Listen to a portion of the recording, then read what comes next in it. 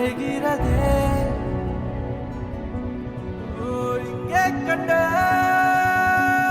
கண்கள் எங்கே நெஞ்சே நெஞ்சே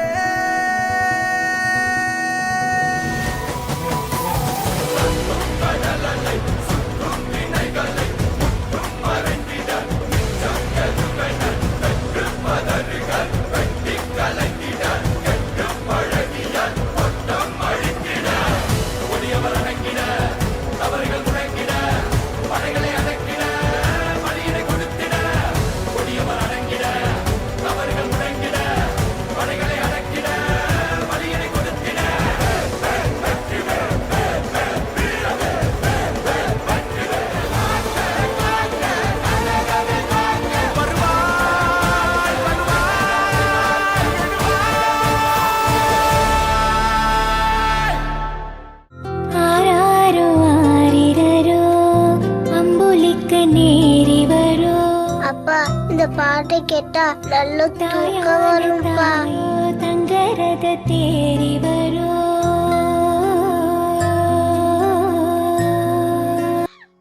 ஒரு பேனிக்ல ஒரு ஒரு ஒரு படபடப்புல என்ன பண்றதுன்னு தெரியும். நாய்க்கு வேலை இல்லை, நிக்கிறதுக்கு நேரம் இல்லை. நோட் பண்ணிருக்கீங்களா இல்லையா? இப்படி இருந்தா அப்படி போகும், அப்படி இருந்தா அங்க போகும், இங்க இருந்து ரிவர்ஸ் வரும், இங்க இருந்து யூ டர்ன் பண்ணும், அங்க இருந்து அப்படி போகும், இங்க இருந்து இப்படி வரும், அப்படி போகும். இங்க பிஸியாவே இருக்கும். நாய் பாத்திருக்கீங்களா இல்லையா?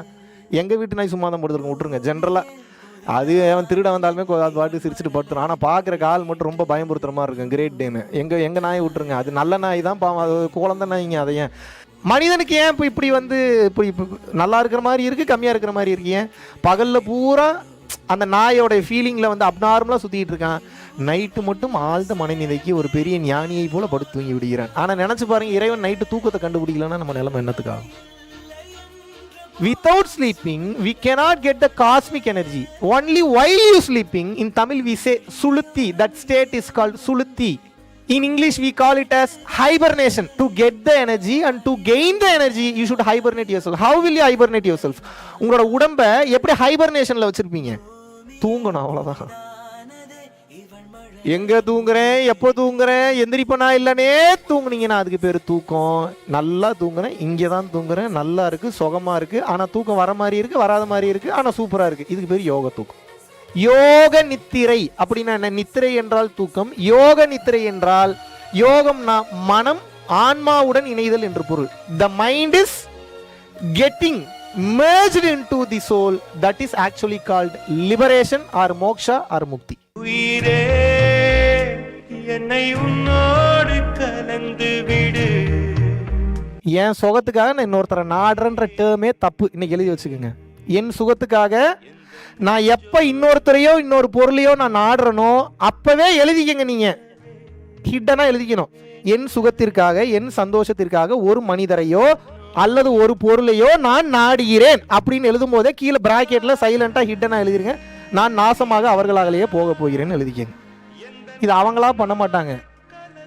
நீங்க ஸ்டெபிளைஸ்டா இருக்கீங்களா இல்லையான்றதுக்காக இறைவனே அவனை வச்சு டெஸ்ட் பண்ணுவார். நீங்க வந்து நார்மலா இருக்கீங்களா இல்லையான்றதுக்காக. ஏன்னா கேம் என்னன்னா வாழ்க்கையை ஜெயிக்கணும். வாழ்க்கையை ஜெயிக்கிறதுனா என்ன கேமு?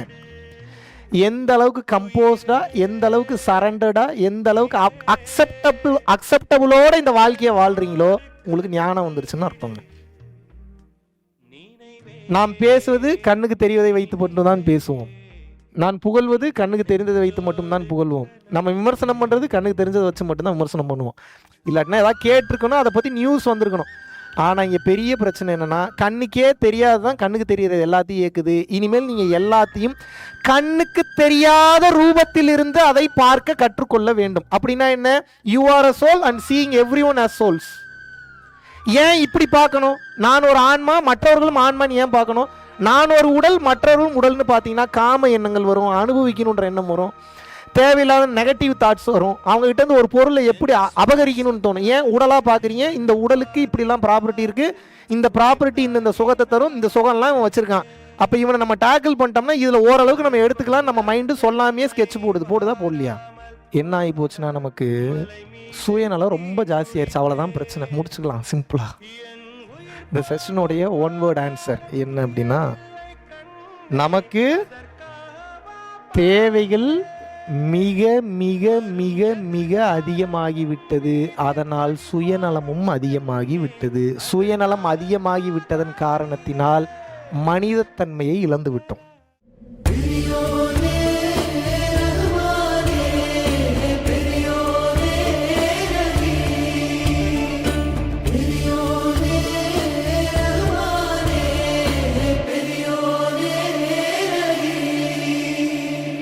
எத்தனை தூரம் தரையோ, எத்தனை தூரம் தீரையோ, எத்தனை தூரம் நிழலோ,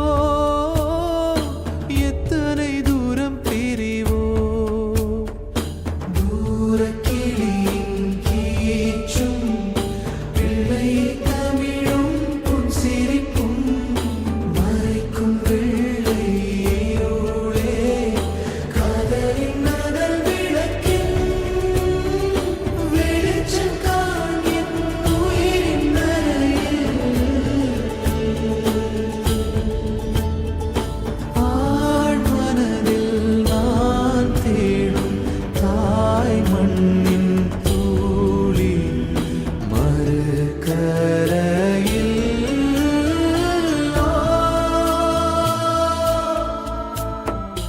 பெரியோரே ரஹ்மானே, பெரியோரே ரஹீம், பெரியோரே ரஹ்மானே, பெரியோரே ரஹீம், பெரியோரே என் ரஹ்மானே, பெரியோரே ரஹீம், பெரியோரே என் ரஹ்மானே, பெரியோரே ரஹீம்.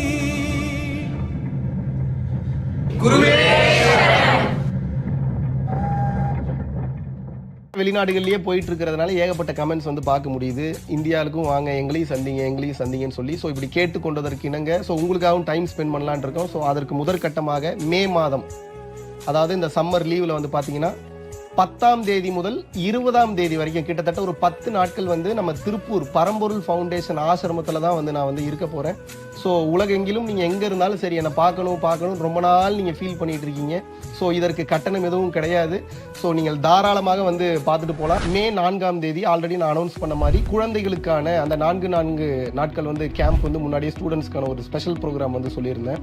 ஸோ அந்த குழந்தைகளை எப்படி வந்து ஞான ரீதியாகவும் உலகியல் ரீதியாகவும் அது மட்டும் இல்லாமல் எப்படி ரொம்ப எளிமையாக தங்கள் வாழ்க்கையை வாழ்வது அப்படின்னு கற்றுக் கொடுக்கக்கூடிய ஒரு லைஃப் கோச்சிங் லெசன் ப்ரோக்ராமோட இன்ட்ரோ செஷன். ஸோ பெற்றோர்களும் கலந்துக்கலாம், குழந்தைகளும் கலந்துக்கலாம்.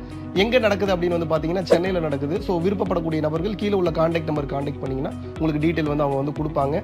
ஸோ இந்த கிட்ஸ் ப்ரோக்ராமில் பல மாற்றங்கள் உங்கள் குழந்தைகள் வந்து அடைய போகிறாங்க. ஸோ அதை பற்றின ஒரு ப்ரீஃப் கொடுக்கறதுக்கான ஒரு அற்புதமான ஒரு இன்ட்ரோ செஷனாக தான் இருக்க போகுது. உங்கள் குழந்தைகளை அடுத்த கட்டம் கொண்டு செல்வதற்கு உண்டான ஒரு அற்புதமான ஒரு நிகழ்வாகவும் இது வந்து இருக்க போகிறது. காசி யாத்ரா ஜூன் 12 முதல் 17 வரைக்கும் கிட்டத்தட்ட ஒரு 5 நாட்கள் விமானம் வழியாக வந்து போக போகிறோம். மிகச் சிறப்பான ஒரு யாத்திரையாக வந்து இருக்க போகிறது. இந்த யாத்திரால ஒரு ஸ்பெஷலைஸ்டான ஒரு விஷயம் வந்து நான் முன்னிருந்து இறையருளால் செய்ய போகிறேன். என்னன்னா உங்கள் பொருளாதாரத்தை மேம்படுத்துறது மட்டும் இல்லாமல் உங்களுடைய முக்திக்கான ஞான பாதையை கன்ஃபர்மேஷன் பண்ணுறது மட்டும் இல்லாமல் உங்களது சக்ரா கிளென்சிங் எல்லாம் அடுத்த கட்டம் கொண்டு போகிறதுக்கு மட்டும் இல்லாமல் உங்களது பிரம்மாந்திரத்தை திறந்து வைப்பதற்கான ஒரு சிறப்பான வேள்வியும் வந்து பார்த்தீங்கன்னா முன்னாடி வந்து பண்ண போகிறோம். பல சக்தி வாய்ந்த ஐயர்களை வைத்து அங்கே இருக்கக்கூடிய மிக ஆற்றல் மிகுந்த பகுதியில் வந்து உட்கார்ந்து வந்து செய்ய போகிறோம் காசியில். ஸோ விருப்பப்படக்கூடிய நபர்கள் வந்து பார்த்தீங்கன்னா இந்த யாத்திரையில் தாராளமாக வந்து கலந்து கொள்ளலாம். பல பெற்றோர்கள் வந்து கேட்டுட்டு இருந்தீங்க இதுக்கு முன்னாடி, என்னன்னா தயவு செய்து நான் எங்களோட குழந்தைங்களுக்கு ஏதாவது கிளாஸ் வைங்க. இது அதனுடைய முன்னேற்பாடாக என்னுடைய நேரடி கண்காணிப்பில் நேரடி கட்டுப்பாட்டில் வந்து நிறைய படித்த இளைஞர்கள் மற்றும் கோச்சஸ், அதாவது லைஃப் கோச்சஸ்ன்னு சொல்லுவாங்க. ஸோ மாணவர்களை தயார் செய்வதற்காக வாழ்வியல் கல்வியை சொல்லிக் கொடுப்பதற்காக ஸ்டூடெண்ட்ஸ் கிளாஸை வந்து இன்ட்ரடியூஸ் பண்ணுறோம். 4 நாள் கேம்பாக வந்து இருக்க போகுது. ஸோ உங்களோட குழந்தைய உங்களால் திருத்த முடியல, குழந்தைக்கு வந்து கான்சென்ட்ரேஷன் இல்லை, குழந்தைங்களால் வந்து பார்த்தீங்கன்னா அடுத்த கட்டம் போக முடியல, கெட்ட பழக்க வழக்கங்கள் இருக்காங்க, அதுலேருந்து எப்படி வெளியில் வர்றதுன்னு தெரில, வாழ்க்கையில் அடுத்த கட்டம் எப்படி போகிறதுன்னு தெரில, குழந்தைகளுடைய அந்த எதிர்காலத்தை நினச்சி பயமாக இருக்குது, இல்லாட்டினா வந்து பார்த்தீங்கன்னா கான்ஃபிடென்ட்டான முடிவு எடுக்க மாட்டான் பையன், அவனோட ஹெல்த்தில் வந்து கான்சென்ட்ரேஷன் பண்ண மாட்டான், நல்ல எக்ஸாமில் மார்க் எடுக்க மாட்டான், இந்த மாதிரி ஏகப்பட்ட பிரச்சனை. பிள்ளையை பெற்றுறீங்க, வளர்க்குறது கொஞ்சம் சிரமப்படுறீங்க. அந்த மாதிரி சிரமப்படக்கூடியவங்க எல்லாருக்காகவும் உங்கள் சிரமத்தை வந்து பரம்பொருள் ஃபவுண்டேஷன் கொஞ்சம் எடுத்துக்கலாம்னு சொல்லி முடிவு பண்ணிட்டோம். இந்த 4 நாள் கேம்ப் முடிச்சு போகும்போது நான் சேலஞ்ச் பண்ணுறேன், உங்கள் குழந்தைங்க உங்கள் காலில் விழுந்து மன்னிப்பு கேட்பார்கள் அவர்கள் செய்த தவறுகளை நினைத்து. இந்த குழந்தைங்களுக்கு என்ன சொல்லிக் கொடுக்க போகிறோன்றதுக்காக அந்த ஸ்டூடெண்ட்ஸ் கிளாஸ்க்கு முன்னாடி பெற்றோர்களை உட்கார வைத்து அவர்களுக்கு ஒரு பெரிய ப்ரீஃப் ஒன்று வந்து கொடுக்க போகிறாங்க. என்னோட வழிகாட்டுதலில் தான் முழுக்க வந்து நடக்க போகுது. ஸோ விருப்பப்படக்கூடிய நபர்கள் பெய்டு கிளாஸ் தான் அது. கீழே இருக்கக்கூடிய கான்டாக்ட் நம்பர் கான்டாக்ட் பண்ணி உங்களது குழந்தைங்களுடைய பெயரை வந்து முன்பதிவு செய்து கொள்ளலாம். நம்ம பரம்பொருள் அறக்கட்டளையின் சார்பாக ஏகப்பட்ட இடங்களுக்கு இடர்பாடுகளில் இருந்த காலகட்டத்திலும் கூட ஒரு நாள் கூட விடாமல் இன்று வரைக்கும் 300 to 500 நபர்கள் வரைக்கும் தமிழ்நாடு முழுவதும் இருக்கக்கூடிய பகுதியில் அன்னதான பணிகள் வந்து நடந்து கொண்டே இருக்கிறது. மலேசியா மற்றும் சிங்கப்பூரில் வந்து நடந்து கொண்டிருக்கிறது. இன்று வரை எந்தவித தொய்வும் இல்லாமல் மேல் நோக்கி சென்று கொண்டிருக்கக்கூடிய இந்த பரம்பொருள் அறக்கட்டளையினுடைய வெற்றிக்கு காரணம் வந்து பார்த்தீங்கன்னா பரம்பொருள் அறக்கட்டளையை பின்பற்றக்கூடிய பரம்பொருள் யோகிகள் மற்றும் பரம்பொருள் குடும்பத்தாராகிய நீங்கள் மட்டும்தான். யூடியூப்ல காட்டாத பல விஷயங்கள் வந்து தமிழகம் எங்கும் செஞ்சுக்கிட்டு இருக்கோம். இந்தியாவெங்கும் இருக்கக்கூடிய பல மக்களுக்கு இதை கொண்டு போய் சேர்க்கக்கூடிய காரணத்தினால் சென்று கொண்டிருக்கக்கூடிய இந்த பாதைக்கு வலு சேர்க்கும் வகையில் என்னுடன் இணைந்து எனது கரங்களுக்கு வலு சேர்ப்பது என்பது இந்த ஞான பயணத்தில் மாபெரும் ஒரு மாற்றமாக அமையும் என்பதில் எந்தவித ஒரு மாற்று கருத்துமே இல்லை.